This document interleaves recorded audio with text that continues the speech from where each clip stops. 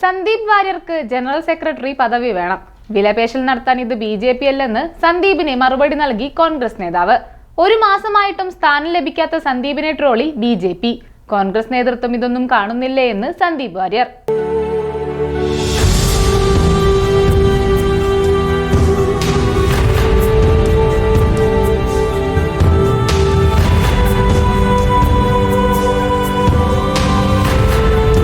Palakkad ഉപതെരഞ്ഞെടുപ്പിനിടെ BJP നേതൃത്വത്തെ വിമർശിച്ചുകൊണ്ട് കോൺഗ്രസിൽ ചേർന്ന സന്ദീപ് വാര്യർ UDFിലെ സ്വീകാര്യനായ നേതാവായി മാറിക്കഴിഞ്ഞു. സോഷ്യൽ മീഡിയയിൽ BJPയെ ആക്രമിച്ചുകൊണ്ട് സന്ദീപ് വാര്യർ ഇടുന്ന പോസ്റ്റുകൾ കോൺഗ്രസുകാരും മുസ്ലിം ലീഗുകാരും വൈറൽ കണ്ടന്റാക്കി മാറ്റുകയാണ്. റെയിൽവേ സ്റ്റേഷനിൽ ഇറങ്ങിയാലും KPCC ആസ്ഥാനത്ത് എത്തിയാലും സന്ദീപ് വാര്യർക്ക് ചുറ്റിലും ആളുകൂടുന്നു. പാർട്ടി വേദികളിലടക്കം സന്ദീപിന് വലിയ പരിഗണന ലഭിക്കുന്നുമുണ്ട്. എന്നിരുന്നാലും ഈ സ്വീകരണവും ആൾക്കൂട്ടവും മാത്രം മതിയാകില്ല സന്ദീപ് വാര്യർക്ക്. പാർട്ടിയിൽ ചേർന്നിട്ട് ഒരു മാസം കഴിഞ്ഞിട്ടും അദ്ദേഹത്തിന് കോൺഗ്രസിനുള്ളിൽ ഓഫർ ചെയ്യപ്പെട്ട സ്ഥാനമാനങ്ങൾ ലഭിച്ചിട്ടില്ല. KPCC പുനഃസംഘടനയോടെ തനിക്ക് പാർട്ടിയിൽ അർഹിക്കുന്ന സ്ഥാനം ലഭിക്കുമെന്ന പ്രതീക്ഷയിലാണ് Sandeep Warrier. KPCC general secretary സ്ഥാനവും ഒറ്റപ്പാലം നിയമസഭാ സീറ്റും കൊടുക്കാമെന്ന വാഗ്ദാനത്തിലാണ് സന്ദീപിനെ കോൺഗ്രസ് തങ്ങളുടെ പാളയത്തിൽ എത്തിച്ചതെന്നാണ് നേരത്തെ പുറത്തുവന്ന റിപ്പോർട്ടുകൾ.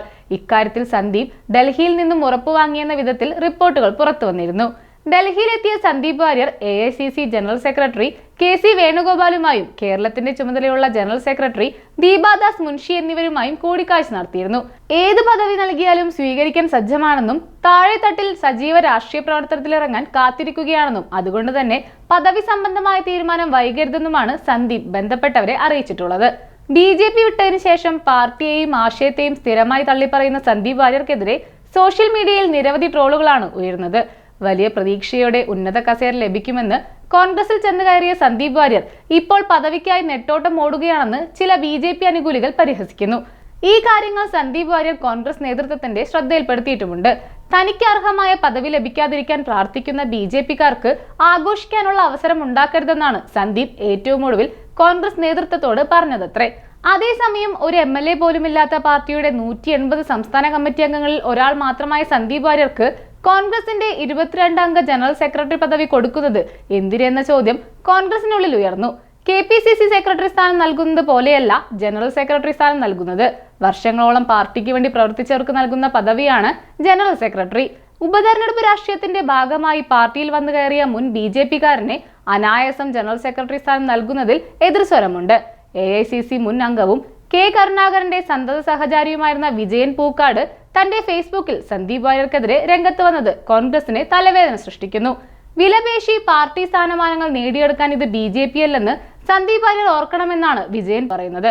BJPക്ക് ചില ശീലങ്ങളും രീതികളും ഒക്കെ ഉണ്ടാകാം.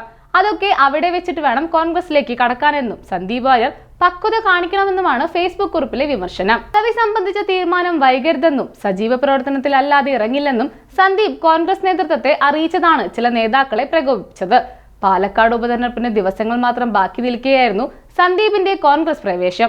ദീപാദാസ് മുൻഷി, ബെന്നി ബെഹനാൻ, ഷാഫി പറമ്പിൽ എന്നിവരുൾപ്പെടെ നിരവധി പ്രമുഖ നേതാക്കളാണ് സന്ദീപ് വാര്യരെ സ്വീകരിച്ചത്. പാലക്കാട് ഉപതെരഞ്ഞെടുപ്പിൽ രാഹുൽ മാങ്കൂട്ടത്തിലിന്റെ തകർപ്പൻ വിജയത്തിൽ സന്ദീപ് വാര്യരുടെ സാന്നിധ്യം സഹായകമായെന്നാണ് കോൺഗ്രസ് നേതൃത്വത്തിന്റെ വിലയിരുത്തൽ. എന്നാൽ സന്ദീപ് വാര്യർക്ക് ഏത് പദവി നൽകി ഒപ്പം നിർത്തുമെന്നതിൽ ചെറിയൊരു അവ്യക്തത കോൺഗ്രസിനുള്ളിൽ രൂപപ്പെട്ടിട്ടുണ്ട്. അത് നേതൃത്വത്തിൽ നിന്ന് വന്ന എതിർപ്പിനെ തുടർന്നാണ്. ഇത് പരിഹരിക്കും പോലെയിരിക്കും കോൺഗ്രസ് രാഷ്ട്രീയത്തിൽ സന്ദീപ് വാര്യരുടെ ഭാവി.